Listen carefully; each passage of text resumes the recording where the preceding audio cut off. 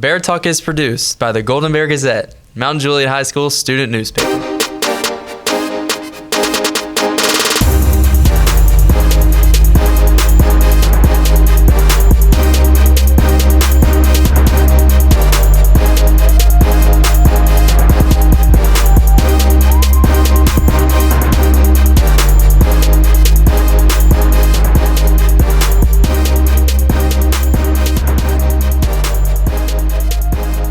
Welcome back to Bear Talk. I'm your host, Will Blackmon, and today we're going to be looking through March Madness, and then Bella Venema will take you through BearBeats, and Mallory Lawing will finish us off with FlickFix. Then I'll be back with your weekly announcements. Let's take a look at March Madness, one of my favorite times of the year. The top 68 teams in the country compete for one NCAA championship. Every March Madness comes with ups and downs, everyone filling out brackets, everyone seeing a team that you may have never heard of winning 2 or 3 games in the tournament. I love seeing teams that are 9 seed, 10 seed, 11 seed, even 12 seeds go further than anyone expected them to go. That's where I want to start first. The Cinderella teams, the underdogs, the team that may have just snuck in just because they won their conference, and now they're beating big names like Tennessee or Purdue or teams like that. The first possible Cinderella team that I want to look at is 10 seed Drake. They're playing Washington State in the first round. They have Tucker DeVries on their team. He's averaging 21.8 points per game this season. That's 6th in the nation. That's incredible. His dad, Darian DeVries, might have a little father-son connection that boosts them to the next round. I want to go back to 2015 where R.J. Hunter and his dad, Ron Hunter, 14 seed Georgia State, R.J. Hunter hit a 3 in the closing seconds to send Baylor packing. They were a 3 seed, and that's giving me that vibe here where 10 seed Drake takes on 7 seed Washington State. Another underdog that I think could go a long way is New Mexico. They're an 11 seed, but do not play like it. They have Jalen House. He's averaging over 21 points a game in his last 5. He's averaging around that 16, 17-point mark, but his last 5, he has been going off. He is the son of former NBA player Eddie House. So he knows how to play basketball a little bit. He's playing at New Mexico, and they can make a run. They've got 6-seeded Clemson here in the first round, and I could see them beating Clemson and then going on to beat 3-seeded Baylor in the second round. Moving on to the South region, it's the 8-seeded Nebraska Cornhuskers taking on the 9-seeded Texas A&M. One player that really stands out on Nebraska is Keisei Tominaga. He is really starting to heat up. He is a lethal 3-point shooter. He scored 30 points in a game earlier this season against Michigan, and he averaged over 23 points a game in the Big Ten tournament. He shot 67% from 3 in that game versus Michigan, so he's able to shoot the ball and really could give Texas A&M problems and really could give Houston problems if they make it to the second round. The next team I want to talk about is NC State. What a run for them. They won 5 games in 5 days in the ACC tournament. They were the 10th seed in the ACC and defeated 15-seeded Louisville, defeated 7-seed Syracuse, took down Duke, took down Virginia, and finally capped off the ACC tournament championship with a win over North Carolina. One of my favorite players on NC State, I call him Bubba. His name is DJ Burns Jr. He's averaging 15 points a game in the ACC tournament. He's really stepped up his game. He was averaging less than 13 points a game, and now he's really going off. He's 6'9", 275 pounds, but he can really move. Where he can take advantage of different teams is when he's got the ball and he's just bodying people in the post. He's going to get double-teamed, but he doesn't matter. He can pass the ball extremely well. He had 7 assists in that championship game versus North Carolina, so good luck double-teaming him. Good luck not double-teaming him. He can find a way to score or get someone else to score either way.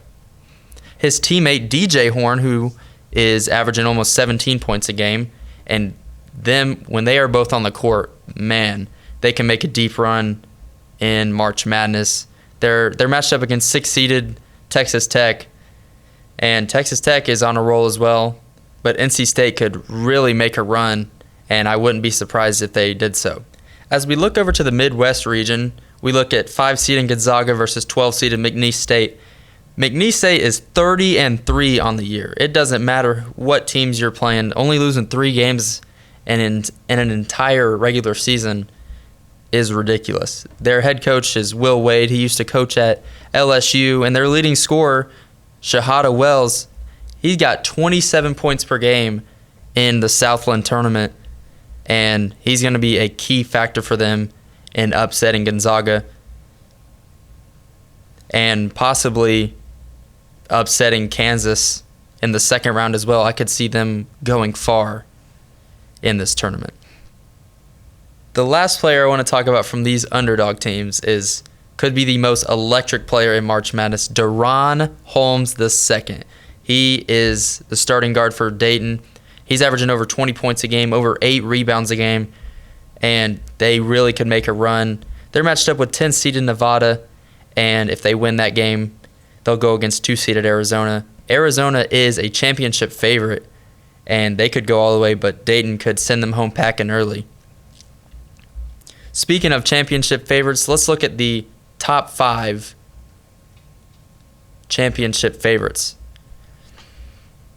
So, as expected, we've got all of our 1 seeds here. 1 seed UConn, the number 1 overall seed in March Madness. We got number 1 North Carolina, number 1 Houston, and number 1 Purdue. We got a 2 seed sliding in there, and it's probably not the 2 seed that people expect. It's Iowa State. Iowa State is coming off of a Big 12 championship win. They shocked a lot of people. They beat Houston in the Big 12 championship, and they haven't been higher than a 6 seed in the past couple of years in March Madness. So for them to be a 2 seed and the 5th favorite to win it all, one thing that could end up biting them in the butt is their lack of experience. Yes, they've been to the dance a lot, but they've never been a 2 seed, which also could come in favor. They're having a record year. I've never seen them play this good, and to beat Houston by as much as they did in the Big 12 championship just really proves a lot for them. The last thing I want to talk about here before I go are the Player of the Year candidates. These are the All-Americans, the top 5 players in the nation. First, of course, it's Zach Edey from Purdue, 7'4", 300 pounds. He's averaging 24.4 a game. He leads the nation in scoring. He's averaging 11.7 rebounds a game. That's 3rd in the nation. And so, obviously, he doesn't want to repeat what happened last season. They got taken down by 16 seed Fairleigh Dickinson University. But this year's a bounce-back year for them. They fit all the categories to make a long run in this tournament. Next up, we have Dalton Knecht, the transfer from Northern Colorado, who is having a career year. He's averaging over 21 points a game. The Tennessee standout has brought them to a 2 seed in the tournament, and he is the SEC Player of the Year. So he's really turned Tennessee basketball around.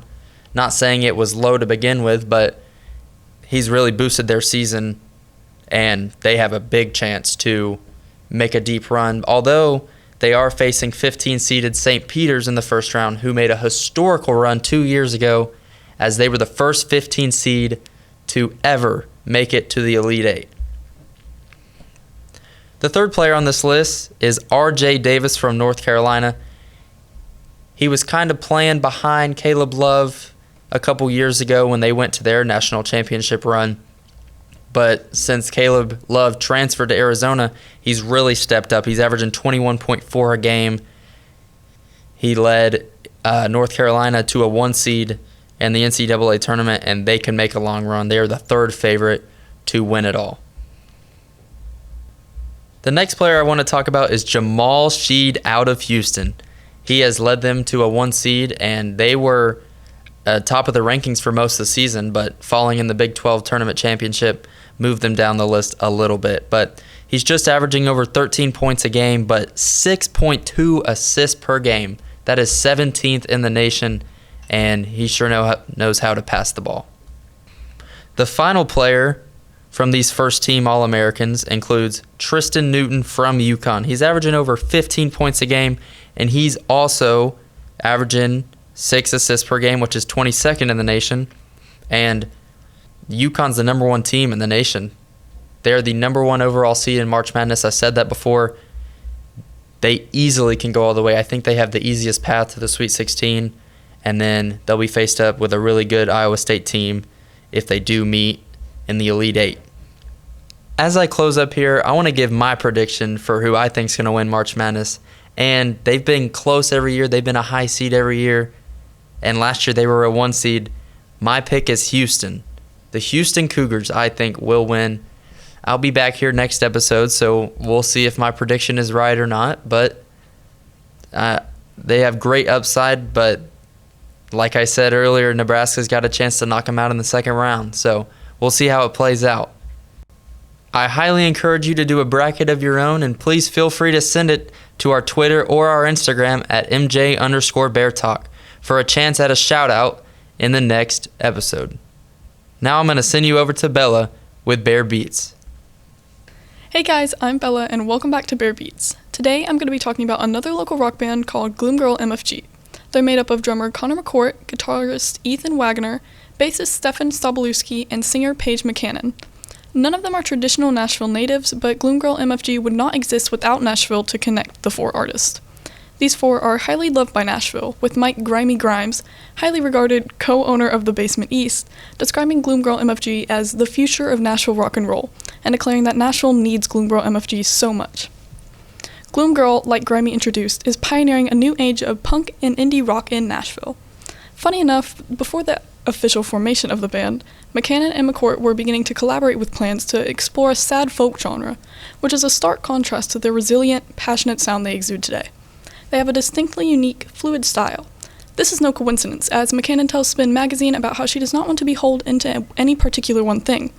Gloom Girl MFG serves as a beacon of duality, tackling deep, heavy topics with their lyrics with the intent of providing love and vulnerability in the face of gloom, allowing them to easily connect and entertain their audiences. Gloom Girl MFG has been releasing singles since 2022, releasing their first EP, a collection of almost all of their previously released singles, titled Factory in 2023. The name Factory may be a play on their band name, as MFG in Gloom Girl MFG is said to stand for manufacturing. Just something fun to think about. Anyways, Factory's tracklist includes Litterbug, My Brother's Meds, I Hope She Knows, and Side Stitch, excluding their first two singles Bougie Girl and Part-Time Ghost. My two favorites from the EP are undoubtedly Litterbug and I Hope She Knows.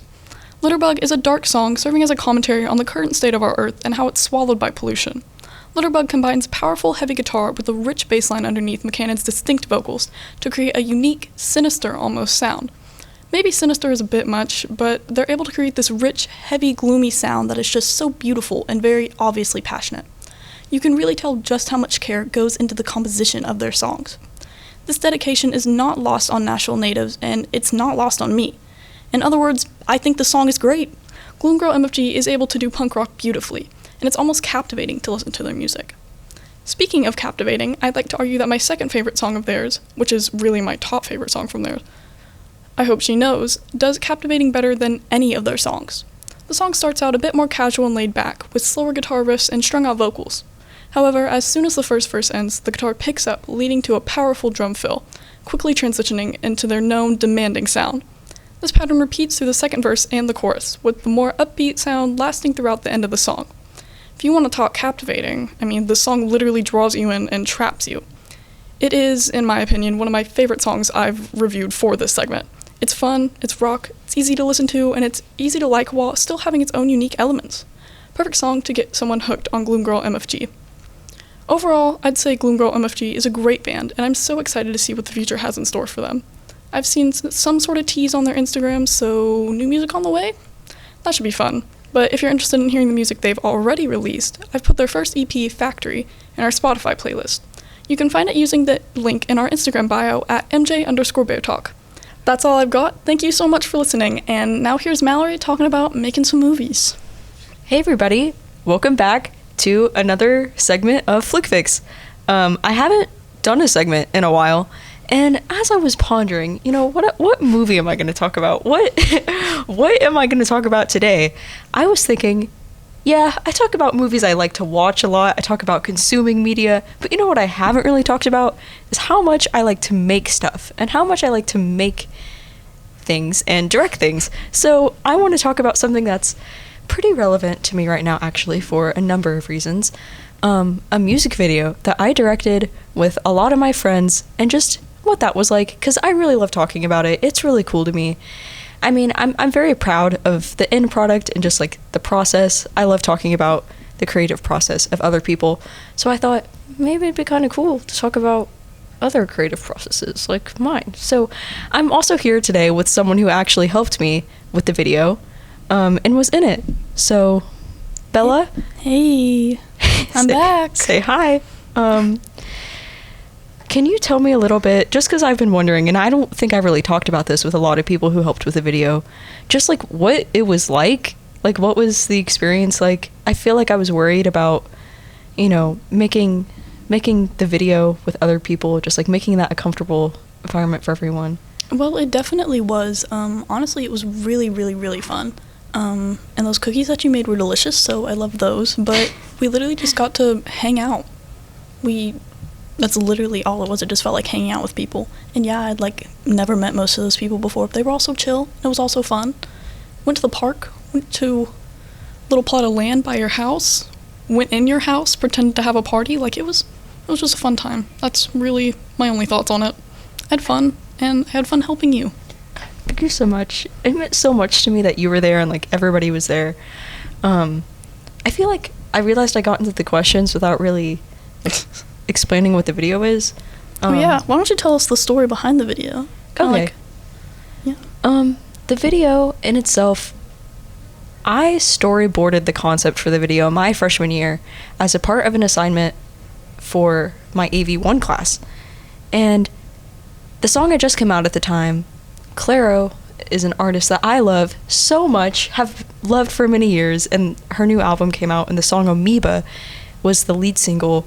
It's just like, it's a really special song. Like, I feel like the meaning behind it means so much to so many people, especially me, I remember. And I remember hearing it and be like, wow, I really feel like that. And then I was trying to think of a video that I wanted to make for a few months. And I got some really good advice from my teacher, who said that I should think about what feeling do I want to like invoke. Because I remember being like, I want to make something, but I don't know what I want to make. And he was like, think about feelings that you feel recently and like what feelings you want an audience to feel, and then base it off of that. And as I was writing a list, I was like, wow, this is kind of the exact same as I was feeling like freshman year. I should just do that video. And yeah, it was really cool. I didn't plan to be like the person in it. I just kind of wanted to direct, and then I ended up being in it too, which I think made it even more special to me. And like, it is the first project I've like officially made, so yeah, and it's really good. So good that it got nominated for a national award with some big long name that I don't remember. Student Emmy. Thank you to the Academy. You want to talk about that? Sure, I can talk about that. Woo! I wasn't expecting that. I was excited about the nomination. Once again, my audiovisual teacher, Mr. Feach, was like, you should submit this thing into this thing. And I was like, okay, go for it. I didn't really know what it was at the time, but I was like, sure, that's cool. And obviously the awards haven't happened yet. I will be attending the ceremony, and that's really exciting. Even if I don't win, like, I think it is cool to be there for this. And like, even a nomination for this is so big. Like, you should be so proud of yourself. Well, I didn't realize, I was like, I don't know if this is really a big deal, but like, I don't know, it feels cool to be nominated. It is a big deal. Like, it's a whole national award. Nation. I think another reason why it's like big to me, or like hard for me to grasp it, is I remember finishing the video and like hating it so much. Like, I hated how it looked. I hated how I looked in the video. I was like, this isn't good. And as I've come more to terms with it, to be like, okay, like, it's not as bad as I was making it out to be. But I think it is really cool to like have other people think the thing is good, even though I think it's bad. No, it is good. I remember you literally wouldn't even show me because you were like, no, it's not good. And I was like, you just spent months on this video. There's no way it's not good. Like, well, I know you, girl. I think it's natural for me to like have a hard time. Which, yeah, it's natural for everybody to think like what they're doing isn't good. Yeah, but and especially whenever I had to spend like days editing it. And by editing it, I mean staring at my face for like hours and hours. It makes you not want to watch it. Yeah, anymore, no, I couldn't ever do again. that. But yeah. But yeah, so on the topic of things that you don't like about it, what was the hardest challenge about making it? Like, getting everybody together? Was it something with the editing? Like, yeah, honestly, it was probably just planning it, and like having the courage to reach out to everybody and be like, hey, I need help with a thing. Like, this is a video that I can't do alone. I need people to be in it. I remember putting that off for quite some time just because I was so nervous. Yeah. That makes sense, but getting everybody together, of course, I know I had no reason to be nervous because, like, I don't know. It was, like, all my friends, and they're, like, so sweet and so awesome. Aww. And, thanks. yeah. I mean, you're fine, I guess. It's whatever. But that was probably the hardest part. And I love making stuff. And that was really the best part. I know that's not what you asked, but... Oh, I was about to ask it, so tell me your favorite part. Yeah, just the process of being in it and making it, and, you know, it was a lot of fun, and just, like, seeing all the things that I planned, and, like, all the storyboarding, like, come to life. Like, that was really cool. Yeah. I thought it was pretty cool. I love making things. It was an amazing thing to make. I showed up at your house and I was like, what is all this equipment? You had like some like weird, like there was like a red light and a blue light, and I was like, I don't know what's going on. I'm just an extra in the party scene, like. So it is really impressive to me that you were able to just do all that. Well, thank you so much. You're so welcome. Wouldn't have been made possible without you and all my other friends who were there. Hooray! Because that's another thing I love about making stuff is, like, a lot of the times it's a team effort, and I think it's cool to me that, like, you kind of have to work with people. Yeah. Like, yeah, I just enjoy it, and thank you for tuning in. Thank you for letting me join. Of course, Bella. Love you. Love you too. Goodbye, guys. Here's an outro. Before we catch you on our next episode, follow us on social at MJ_BearTalk. As we close up this episode, here are some school announcements. Judkins will be here March 21st during lunch to deliver cap and gowns, announcements, and other items purchased from Judkins that were not delivered to your home. Please make sure all balances are paid through Judkins, or items will be held until payments are made. Seniors, graduation practice will be held on May 10th from 9 a.m. to noon in the Commons. Graduation practice is mandatory to participate in graduation. If you are delivering an honorary diploma, please arrive by 8:15 a.m. to be assigned to your group. We will be delivering on this day. Please bring your cap and gown and any regalia that you have earned to wear. If you have any questions, please contact Miss Maxwell. Art Club shirts are on sale. This shirt is designed by Art Club students, and all money earned from the sale goes into the program to buy supplies for student projects. Please see the link in Mr. Hill's email. The softball team will be hosting Dixon County on Monday, March 25th. Come out and support your Mount Juliet softball Lady Bears. That's all we have for you today. Once again, I'm your host, Will Blackmon. Thank you for listening. Stay classy, MJ, and have a very great day.